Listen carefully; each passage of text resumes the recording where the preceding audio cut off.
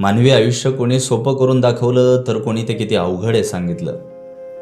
पण मी म्हणेन आयुष्य कोणासाठी सोपं आणि कोणासाठी अवघड ठरेल याचा निवाडा करायचा असेल तर आपापल्या आयुष्यात घडणाऱ्या कुठल्याही गोष्टीचा समतोल तुम्ही कसा राखताय हे तपासणं गरजेचं आहे. आत्मविकासाची प्रेरणा घेऊन जगणाऱ्या वर्तमान आयुष्य आणि भविष्य दोन्हीत समतोल राखून सगळ्यात असूनही सगळ्यातून अलिप्त राहणाऱ्या अशा अवलियांची ओळख माऊली ज्ञानोबा यांनी सांगितली आहे. ग्रंथराज ज्ञानेश्वरी अध्याय 5 ओवी क्रमांक 50.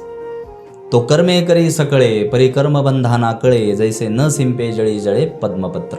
जसं पद्मपत्र किंवा कमळाचं पान पाण्यात राहूनही पाण्यानं ओलं होत नाही, भिजत नाही, अगदी त्याप्रमाणे सर्व कर्म करतो पण कर्मबंधनात अडकत नाही, अशी निष्काम कर्मयोग्यांची ओळख आहे माऊली ज्ञानोबा सांगतात. हाच समतोल तुम्हाला सुखदुःखाचं गणित ठरवायला मदत करतो आणि म्हणून इतर रंजनात्मक गोष्टींमध्ये वेळ न घालवता अभ्यासानं स्वतःच्या व्यक्तिमत्वाची मूल्यवृद्धी करून घेणं ह्यातच खरं यश आहे.